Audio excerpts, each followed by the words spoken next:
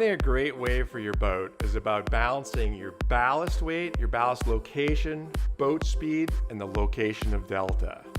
This video will walk us through the 4 characteristics that make a great surf wave.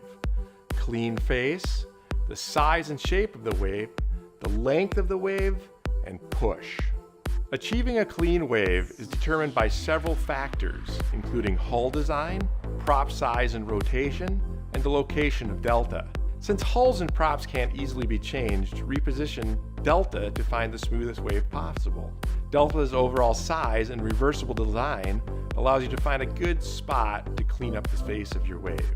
The goal is to find a suitable location for delta so it runs just below the surface of the water when it surf speeds. This puts delta right in the center of the stream of water rushing past the hull and introduces the turbulence you need to reduce the strength of that stream. As you're adjusting the location of delta, watch the top of the surf wave. If the top of the wave is crusty, move the delta up, down, or further back on the side of the boat. The less crust, the better. Start the process by evenly weighting the boat left to right. Listing the boat is not necessary and can reduce the effectiveness of delta because it can lift delta out of the water. Add about 60% of the ballast in the rear and 40% in the front. Keep in mind that if you have a center engine boat, you need to add more ballast to the rear. Also, if you're only running stock ballast tanks, only fill the rear tanks. This gets the back of the boat further down in the water, preventing the boat from planing and will keep delta fully submerged. Start with delta assembled in normal orientation and position delta near the waterline as far back on the hull as possible. If you can't split the waterline with the front panel because of your boat's hull geometry, that's okay. Just get it as close as you can. Now bring the boat up to an appropriate surf speed. Speed all depends on the hull design and the calibration of your speedometer. We typically recommend starting around 11.2 miles an hour. We'll talk more about speed in a minute. Now look at the wave.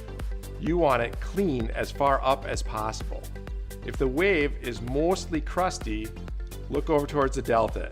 If there is a large splash plume, this means delta is mounted too high. If there's no splash plume, it may be mounted too low. Stop and reposition delta until you find a suitable location that gives the best results. If delta is mounted as far back as possible and it is still making a large splash and crusty wave, unassemble delta and reassemble it in a reversed orientation. This allows the main panel to be moved further back and therefore ride further down in the water. This orientation is very useful for direct drive boats and mastercraft boats like the X2, where delta can only be attached in a high location. For boats like Mastercraft's X-Stars, where delta can only be mounted very low on the hull, run it in the reverse orientation and slightly lift the boat towards the surf side. This lifts delta up in the water column, positioning it in a good location for the best results. If delta is still producing a large splash plume and not achieving a clean wave, try reducing your front ballast amount and increasing your rear ballast. Also try reducing or increasing your speed. We recommend not using other wave forming devices like wedges or trim tabs when getting started. These can be added later based on your personal preference, as some of these can add undesirable results. Once a clean wave is achieved, you can move on to changing the shape of the wave. The biggest influences of wave shape beyond hull design are ballast amount and location, and the boat speed. To increase the height of the surf wave, start by adding more ballast in the rear of the boat. This digs the back end of the boat further down into the water, resulting in more displacement, which in turn increases the wave height. Note, adding more weight in the rear can decrease the surfable length. This can be changed by increasing the speed of the boat. Reducing the boat speed will also increase the wave height, but this will be at the expense of rideable length and push. Look for some nice vertical in the upper section of the wave. This will keep you from falling off the back. If the wave is rounded over, this means you need to add more ballast in the rear or slow down. Ideally, when a good balance of ballast and boat speed are achieved, you'll get a nice little tube forming at the back of the wave. Additionally, you can add a 1-passenger list towards the surf side wave to add just a touch more vertical and peel. Increasing the surfable length gives the surfer a lot more room to play, which allows the surfer to easily recover from tricks without falling off the back of the wave. This is achieved by increasing the boat's speed and front ballast. Note that this will take away from the wave height and can round over the top of the wave. Play with speed and ballast until you find a balance that works for you. Push is the amount of energy contained in the wave.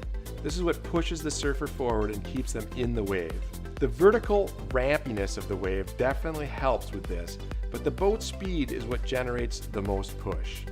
Delta enables you to run at a much faster speed than listing, 11 to 12 miles an hour versus 9 to 10 miles an hour.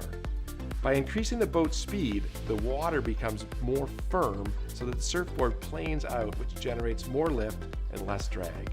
This gets the board out of the water so it becomes much more forgiving when dropping the handle and learning or doing tricks.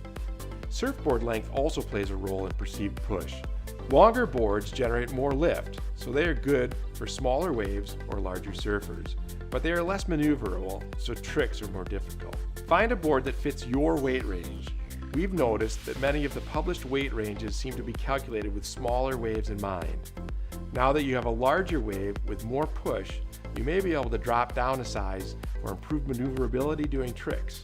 Chat with an expert at your local pro shop to find the best board for you, and jump over to missionboatgear.com to find more tips and tricks.